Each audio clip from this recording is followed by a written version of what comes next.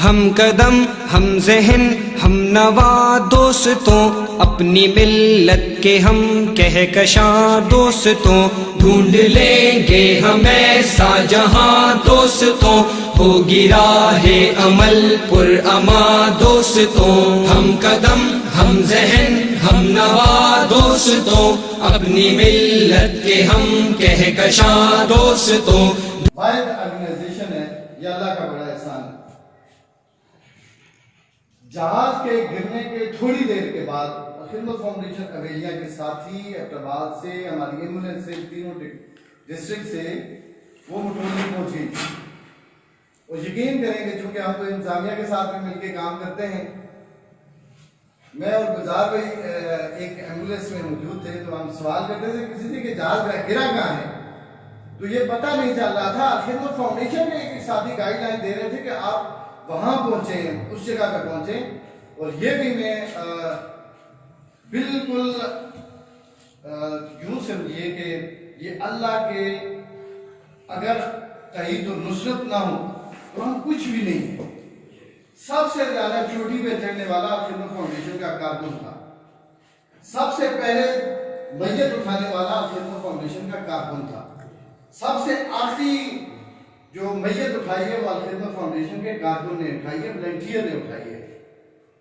تابوت بھی خدمت فاؤنڈیشن نے فراہم کیے ہیں، اور تابوت میں جو ڈیڈ باڈی بیگز ہیں وہ بھی خدمت فاؤنڈیشن نے دیے ہیں۔ 47 جو میت تھیں ان کو سیل بھی خدمت فاؤنڈیشن کے ذمہ داران نے اور ورکرز نے کیا ہے، والنٹیئرز نے کیا ہے۔ خدمت فاؤنڈیشن پاکستان کی واحد این جی او ہے جس کے 95% لوگ پیڈ نہیں ہیں، ان پیڈ ہیں، والنٹیئرز ہیں، کام کسی اور جگہ پہ کرتے ہیں اور وقت اپنا وہ خدمت فاؤنڈیشن کو دیتے ہیں۔ اور اس سب کے پیچھے اللہ کی رضا کا اصول ہے کہ رب ہم سے راضی ہو جائے اور ہم جنت میں چلے جائیں۔ اسی اصول کے لیے خدمت فاؤنڈیشن کے والنٹیئرز کوشش کرتے ہیں، چاہے وہ سربراہ ہے وہ نیچے تک ہے، سب بھی کوشش کرتے ہیں۔ یہ جو آسن کا پروجیکٹ ہے خدمت فاؤنڈیشن کا، وہ دو طرح کے ہمارے پروجیکٹ ہیں۔ ایک آغوش ادارے ہیں پورے ایک تو یہ ڈیٹا ہے، پاکستان 8ویں نمبر کا ملک ہے جس میں سب سے زیادہ یتیم بچے ہیں، دنیا کا 8واں ملک ہے، اور 8ویں ملک میں 42 لاکھ یتیم بچے ہیں۔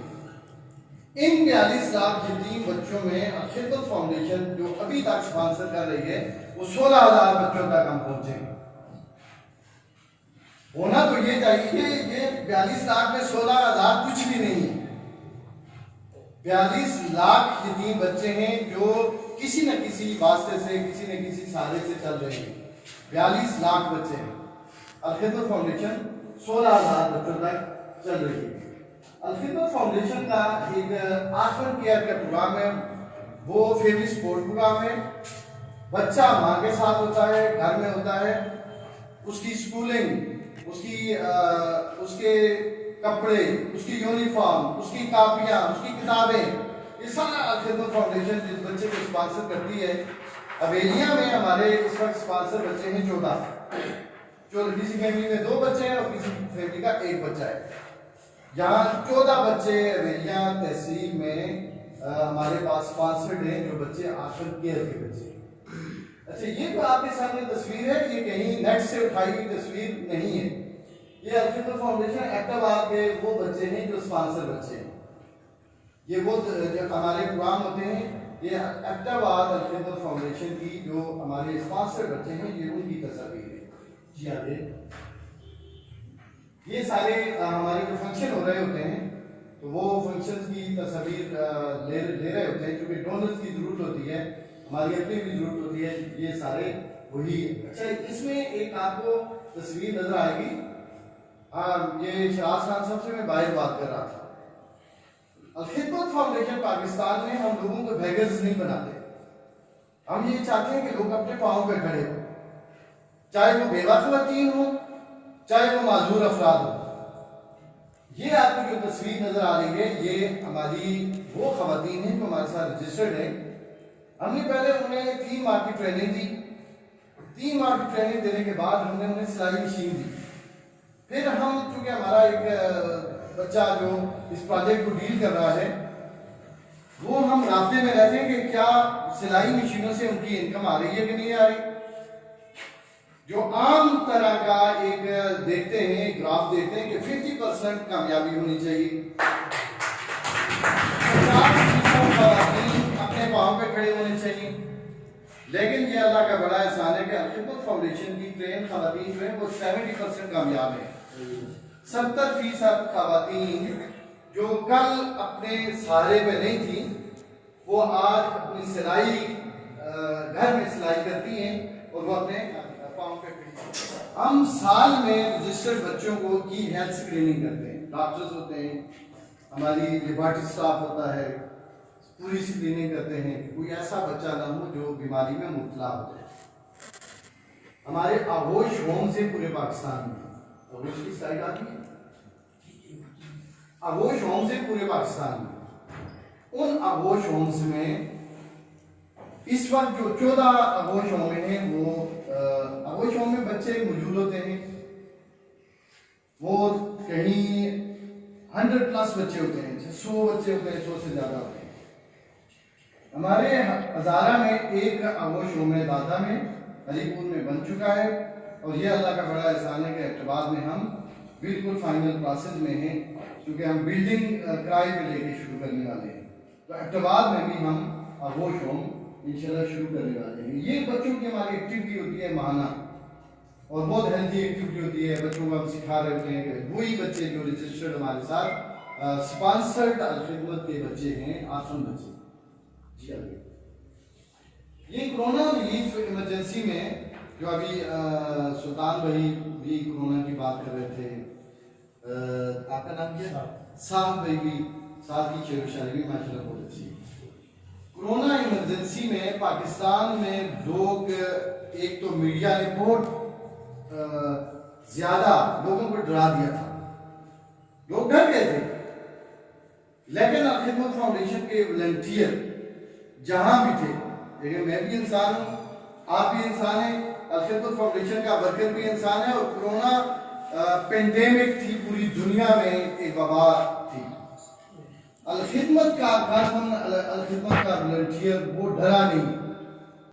ہم نے پہلے دن سے جب لاک ڈاؤن شروع ہوا تو الخدمت کی ٹیم نے اپنا کام شروع کیا پورے پاکستان میں, اور پورے پاکستان کے ایبٹباد میں اور پورا ایریا میں. ٹوٹل جو ہم گرانوں تک ہم نے کہیں ہم نے پیسے دیے ہیں اور کہیں ہم نے فوڈ پیکیج دیا ہے. یہ 7500 کی فگر ہے. پورے ضلع ایبٹباد میں ہم نے 7500 گرانوں تک فوڈ پیکیج اور نقد امداد دیے, اور وہ جو رقم ہے وہ 2,62,50,00,000 تھی. یہ کرونا ریلیف ایمرجنسی کا ضلع ایبٹباد میں الخدمت فاؤنڈیشن کیا ہے کہ رات کے اندھیرے میں لوگوں کے گھروں تک ہم نے فوڈ پیکیج پہنچائے ہیں. اچھا, ہم نے کرونا ایمرجنسی ریلیف کے دوران جہاں عام معذور افراد کو, اپنی جگہ معذور افراد کو بھی ہم نے ایبٹباد میں ان کے گھروں تک فوڈ پیکیج پہنچائے ہیں. ہم نے باعزت وہ لوگ جو سفید پوش لوگ تھے ان کے گھروں تک ہم نے فوڈ پیکیج پہنچائے ہیں. ہم نے ٹرانسجینڈر, خواجہ سراد اسے کہتے ہیں, لوگ نفرت کی نگاہ سے دیکھتے ہیں, اور آپ کی الخدمت فاؤنڈیشن کی ٹیم, وہ ڈسٹرکٹ صدر ہو یا ڈسٹرکٹ جنرل سیکرٹری ہو یا حویلیاں کے ذمہ دار ہو, حویلیاں کے صدر ہو یا ایبٹباد کے کسی جگہ کے صدر ہو, ہم نے خواجہ سرام کو ان کے اپنے ڈیروں پہ جا کے, جبکہ یہ مشکل کام تھا, ان کرونا ریلیف ایمرجنسی کے دوران ہم نے جو غیر مسلم تھے, مسلمان نہیں غیر مسلم, جو عیسائی تھے ایبٹباد میں, ہم نے انہیں اپنے اپنے چرچ میں جمع کر کے بھی فوڈ پیکیج دیے ہیں, تاکہ بحیثیت انسان ان کا بھی ہمارے اوپر حق ہے. اور یہ تو انسانوں کی دنیا تو انسانوں کی ہے. گلیات میں بندر بھوکے تھے, ہم نے گلیات میں بندروں کو بھی جا کے خوراک دی ہے, تاکہ وہ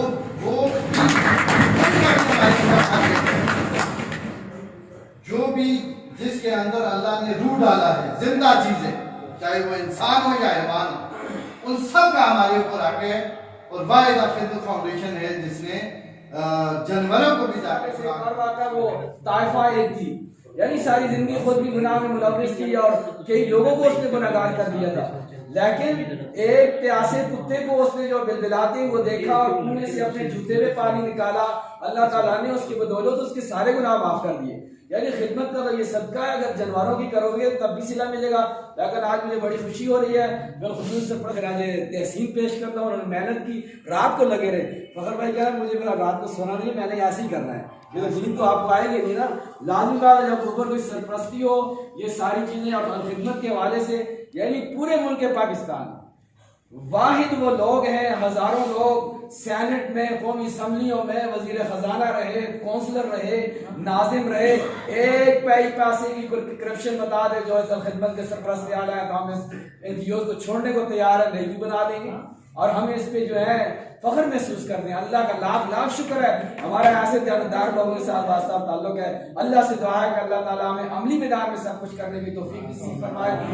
अल्लाहुम्मा सल्ली अला आखिर, अल्लाहुम्मा यस्सिर लना वसाइल मनाज़िलना व तब अलैना इन्नका तव्वाबुर रहीम। या अल मुश्किलात या काज़ी व हिजात ज़वाइद दुनिया वल आखिरह। इस्लाम की ठंडी छाँव में हर सू खुशहाली लाएंगे, जिस अर्ज़ वतन पे जुल्म न हो वो पाकिस्तान बनाएंगे। इस्लाम की ठंडी छाँव में हर सू खुशहाली लाएंगे, जिस अर्ज़ वतन पे जुल्म न हो वो पाकिस्तान बनाएंगे। ताकत की जहाना धोस चले, मजबूर का इस्तेहसाल न हो, इंसाफ खरीदा जा न सके, बेकस कोई बेहाल न हो। दौलत की इजारादारी के सब महल गिराए जाएंगे, जिस अर्ज़ वतन पे जुल्म न हो वो पाकिस्तान बनाएंगे।